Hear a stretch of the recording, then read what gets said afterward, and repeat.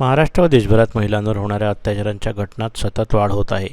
काही दिवसाआधी बदलापूर जिल्हा ठाणे येथील एका खासगी शाळेमध्ये अल्पवयीन शालेय विद्यार्थिनींवर तेथील सफाई कर्मचाऱ्याने लैंगिक शोषण व अत्याचार केला। या घटनेसंदर्भात स्थानिक यंत्रणेने सदर प्रकरणाची चौकशी दरम्यान दाखवलेली दिरंगाई व प्रकरण दडपण्याकरिता व्यवस्थापनाद्वारे चालवलेल्या प्रयत्नामुळे राज्य सरकार आरोपींना पाठीशी घालत असून सदरहू शाळा ही एका भाजपा पदाधिकाऱ्याची आहे। त्याचबरोबर पश्चिम बंगालमध्ये कोलकाता येथील आरजीकर मेडिकल कॉलेजमध्ये वैद्यकीय शिक्षण घेणाऱ्या एका विद्यार्थिनीवर लैंगिक अत्याचार करून अमानुष हत्या करण्यात आली। त्या नराधमाला तत्काळ फाशीची शिक्षा देण्यात यावी।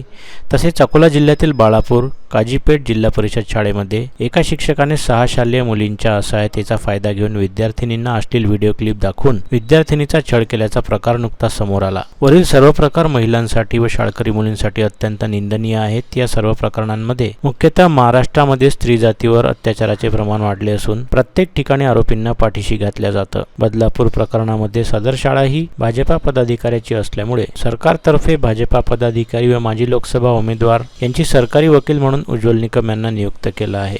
या प्रकरणामध्ये सदर शाळा पदाधिकाऱ्याची असल्यामुळे या गंभीर प्रकारामध्ये योग्य न्याय मिळणे संशयास्पद आहे। यामुळे सरकारी वकील उज्ज्वल निकम यांची नियुक्ती रद्द करून दुसऱ्या सरकारी वकिलांची नियुक्ती करावी, असे निवेदन अमरावती जिल्हा महिला काँग्रेस कमिटीद्वारे अध्यक्ष जयश्रीताई वानखडे यांच्या नेतृत्वात अमरावती जिल्हाधिकारी यांना देण्यात आलं। यावेळी महिला काँग्रेस कमिटीच्या समस्त पदाधिकारी व कार्यकर्ते उपस्थित होत्या। मी देवयानी कुर्वे, महाराष्ट्र प्रदेश महिला सचिव। आज आम्ही इथे जे बदलापूरला जी घटना झाली आहे, 2 चिमुरड्यांवर मुलींवर जे अत्याचार झाला, बलात्कार झाला आहे, हे एक अतिशय निंदनीय प्रकार घडलेला आहे। याच्या आधी निर्भया असो, आरुषी हत्याकांड असो आणि अशा या डॉक्टर मुलीवर झालेला आहे या कलकत्त्याला, हे असे प्रकार ह्या आपल्या महाराष्ट्रातच का होत आहे याचं आपल्याला जाणून घेणं फार महत्त्वाचं आहे।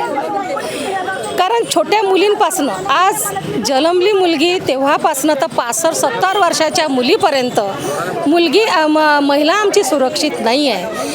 हे सरकार आलं तेव्हापासनं अतिशय जास्त प्रमाणात अत्याचार बलात्कार होत आहे मुलींवर। तर त्याचं कारण आता आपण शोधून काढलं पाहिजे। कारण हे जे बलात्कार आहेत हे महाराष्ट्रामध्येच फार होत आहे। मुलींना जन्म द्यायचा तर या प्रकरणासाठी, अशा बलात्कारासाठी, अत्याचारासाठी आम्ही मुलींना जन्म द्यायचा का, हा प्रश्न आता आम्हा पालकांना पडलेला आहे। आणि हे असं असताना हे सरकार काय करून राहिलेलं आहे? 13 तारखेला बदलापूरला हे प्रकरण झालं असताना ते उघडकीस जेव्हा ते पालक बाहेर निघतात, जनता बाहेर निघते, रेल्वेवर ते आंदोलन करतात, तेव्हा हे उघडकीस येते। तेव्हा तिथलं पोलीस स्टेशन काय करतं, तिथलं सरकार काय करतं? आणि त्या ठिकाणी मुख्यमंत्री साहेब असताना, त्या ठाण्याला असताना त्यांनी हे काय ॲक्शन घेतली नाही किंवा त्या संस्थेने काय ॲक्शन घेतली नाही? कारण कसं आहे, यामध्ये कुठेतरी काहीतरी दडलेलं आहे, हे आता उघडकीस आणणं गरजेचं आहे। म्हणून आम्ही सर्वांचा या ठिकाणी राजीनामा मागतो आणि या लोकांचा निषेध करतो। जयश्री वानखडे, महिला काँग्रेस अध्यक्ष। पश्चिम बंगाल कलकत्ता येथे जी घटना घडली, एका मेडिकल कॉलेजच्या विद्यार्थिनीवर गँगरेप करून तिची हत्या करण्यात आली। बदलापूरमध्ये 2 मुलींवर यौन शोषण करून, म्हणजे BJPची जे संस्थाचालक होते त्या संस्थाचालक आणि तिथे जो सफाई कामगार होता त्या मुलींवर, 2 मुलींवर यौन शोषण तो सारखा करत होता।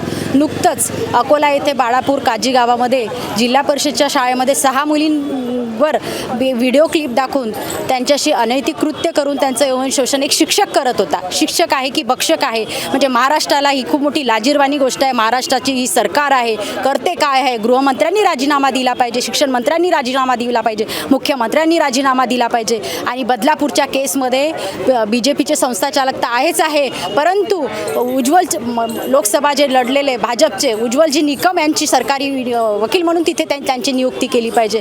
म्हणजे सरकार नियुक्ती या लोकांनी केलेली आहे। या गोष्टीचा आम्ही विरोध करतो आहे। म्हणजे जिथे तिथे भाजप आहे पण महिलांना न्याय मिळत नाही आहे। लाडकी बहीण योजना तुम्ही 1500 रुपये महिलांना देऊन राहिले, पण मला सांगा ह्या महिला सुरक्षित नाही आहे, सगळं भक्षण होऊन राहिलं आहे। आम्ही जन्माला घालतोय, भक्षणासाठी नाही घालत मुलींना। लहान आज 3 वर्षापासून तर एवढ्या मेडिकलच्या कॉलेजपर्यंत मुलींवर अत्याचार घडत आहे। आईचं मन कुठे असेल? या महिला पाठवतील का? ॲटोत जाताना बलात्कार, बसमध्ये बलात्कार, शिक्षणाच्या ठिकाणी बलात्कार। म्हणजे महिलांना आम्ही काय घरात कोंबून ठेवू? ठेवायचं का जन्माला घालायचं की नाही घालायचं या सरकारचा या सरकारचा आम्ही खरोखर ज्यांनी बलात्कार केला आहे त्यांचं पूर्ण लिंग काढून लिंगछेद करायला पाहिजे आणि तसंच नग्न पूर्ण गावात फिरून त्याला फाशीची शिक्षा दिली पाहिजे.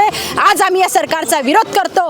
मुख्यमंत्र्यांनी राजीनामा द्यावा, शिक्षण मंत्र्यांनी राजीनामा द्यावा, गृहमंत्र्यांनी राजीनामा द्यावा आणि पूर्ण महाराष्ट्रातली या सरकारचा अपयशी सरकारचा निषेध करतो. महिला काँग्रेस पूर्ण महाराष्ट्रातली महिला काँग्रेस निषेध करत आहे. या फास्ट ट्रॅकवर हे सगळं चालत आहे पण या फास्ट ट्रॅकच्या माध्यमातूनच आम्हाला निर्णय मिळाला पाहिजे एवढंच बोलते. व्हिडिओला लाईक करा, शेअर करा, मंडल न्यूजच्या यूट्यूब चॅनलला सबस्क्राईब करा, फेसबुक व इंस्टाग्रामला फॉलो करा.